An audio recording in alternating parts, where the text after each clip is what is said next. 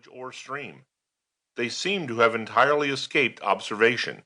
Indeed, they might never exist at all that the average guide tells one. Possibly, this can be partly accounted for by the fact that the nearest railway station, Ardrahan, is some 40 miles distant. It was early one warm evening when my friend and I arrived in Kraighten. We had reached Ardrahan previous night, sleeping there in rooms hired at the village post office, and leaving in good time on the following morning, clinging insecurely to one of the typical jaunting cars. It had taken us all day to accomplish our journey over some of the roughest tracks imaginable, with the result that we were thoroughly tired and somewhat bad-tempered. However, the tent had to be erected and our goods stowed away before we could think of food or rest, and so we set to work with the aid of our driver, and soon had the tent up upon a small patch of ground just outside the little village and quite near to the river. Then, having stored all our belongings, we dismissed the driver, as he had to make his way back as speedily as possible, and told him to come across to us at the end of a fortnight. We had brought sufficient provisions to last us for that space of time, and water we could get from the stream. Fuel we did not need, as we had included a small oil stove among our outfit, and the weather was fine and warm. It was Tonnison's idea to camp out instead of getting lodgings in one of the cottages.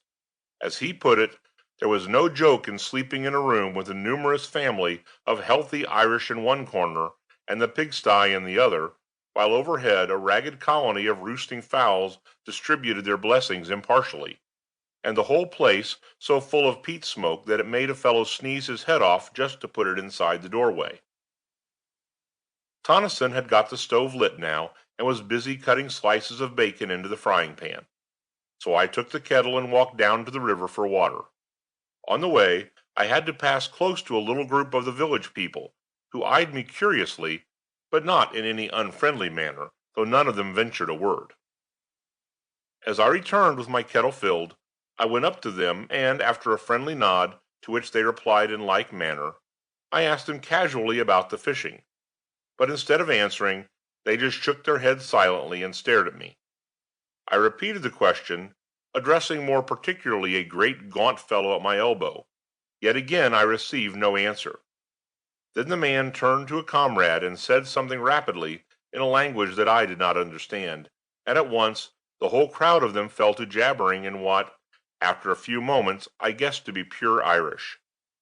At the same time they cast many glances in my direction. For a minute, perhaps, they spoke amongst themselves thus.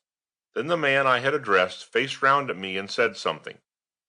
By the expression of his face, I guessed that he, in turn, was questioning me, but now I had to shake my head, and indicate that I did not comprehend what it was they wanted to know, and so we stood looking at one another, until I heard Tonnison calling to me to hurry up with the kettle.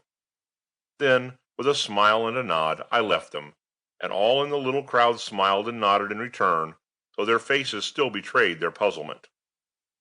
It was evident, I reflected as I went towards the tent, that the inhabitants of these few huts in the wilderness did not know a word of English, and when I told Tonnison, he remarked that he was aware of the fact, and more, that it was not at all uncommon in that part of the country, where the people often lived and died in their isolated hamlets without ever coming in contact with the outside world. "I wish we had got the driver to interpret for us before he left," I remarked, as we sat down to our meal. "It seems so strange for the people of this place not even to know what we've come for." Tonnison grunted an assent, and thereafter was silent for a while. Later, after having satisfied our appetites somewhat, we began to talk, laying our plans for the morrow. Then, after a smoke, we closed the flap of the tent and prepared to turn in. "I suppose there's no chance of those fellows outside taking anything?" I asked, as we rolled ourselves in our blankets. Tonnison said that he did not think so, at least while we were about, and as he went on to explain, we could lock up everything, except the tent, in the big chest that we had brought to hold our provisions. I agreed to this, and soon we were both asleep. Next morning early, we rose and went for a swim in the river, after which we dressed and had breakfast. Then we roused out our fishing tackle and overhauled it, by which time, our breakfast having settled somewhat,